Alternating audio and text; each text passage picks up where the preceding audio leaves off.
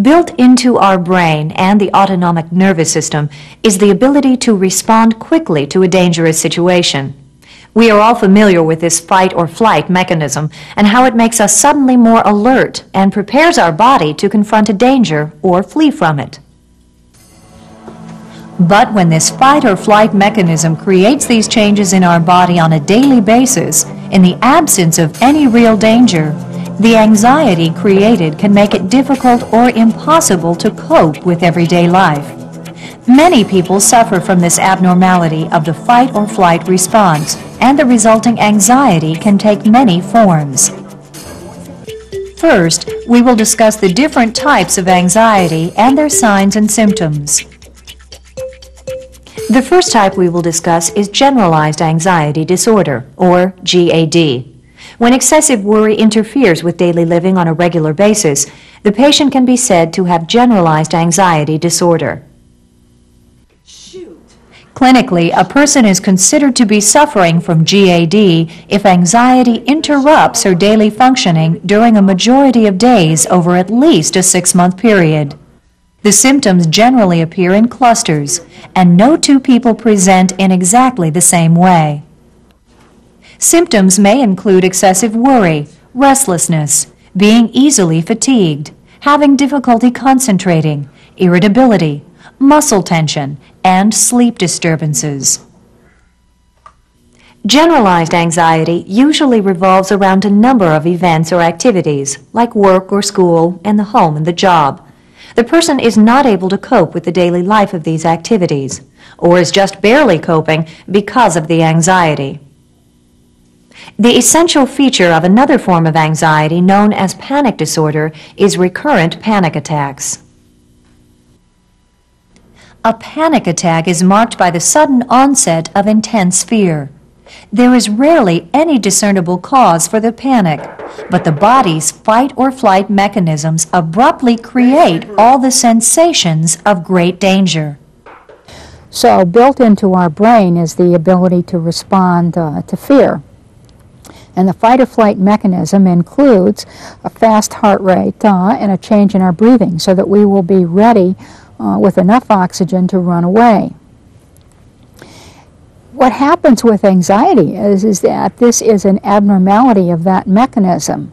And so a person who has a tendency toward this illness has the experience that something changes their breathing or their heart rate, and it trips the entire experience of terrible anxiety, a fast heart rate, and changes in the breathing pattern.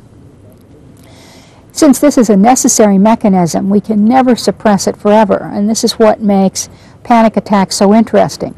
We can suppress panic attacks with medication, and people can get rid of them sometimes with behavioral therapies, but in fact, the experience of anxiety about something frightening always remains. Common symptoms of a panic attack include a sudden onset of heart palpitations, perspiration, trembling, sensations of shortness of breath, nausea, and dizziness. Left untreated, panic attacks can lead to the next type of anxiety, phobic disorders. A phobia is an irrational fear resulting in a conscious avoidance of the feared object, activity, or situation. To constitute a phobia, the fear has to be persistent and unreasonable.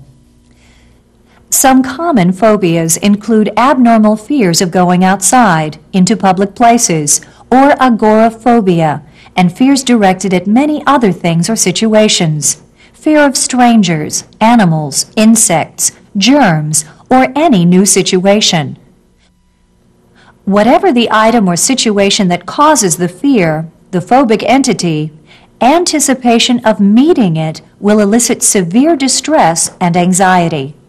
Often the sufferer from a phobia recognizes that the fear is excessive but cannot help it.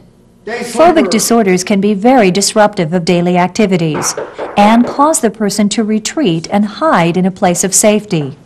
Phobias can sometimes lead to withdrawal or aggressive behavior or thoughts of suicide. Left untreated, phobias can give rise to other psychiatric conditions, such as general anxiety disorder, major depression, and alcohol or substance abuse. One further form of anxiety is obsessive-compulsive disorder, or OCD. Individuals with OCD feel compelled to perform certain ritual acts, such as hand-washing, over and over to relieve their anxiety. They are often preoccupied with rules, regulations, orderliness, neatness, details, and the achievement of perfection. Anxiety disorders such as obsessive-compulsive disorder are listed that way because if you try to interfere with the rituals that the patient must perform, they become extremely anxious. Without any interference, the illness doesn't show anxiety. What it shows is this repetitive requirements for certain thoughts or certain actions, and of course is tremendously disabling. There is some evidence that this problem is a neurologic dysfunction. Recent studies indicate that there is a problem with the switching on and off mechanisms in certain areas of the brain, and this leads to OCD. Whichever form of anxiety disorder a patient has, the condition can be disabling and prevent him or her from performing daily activities.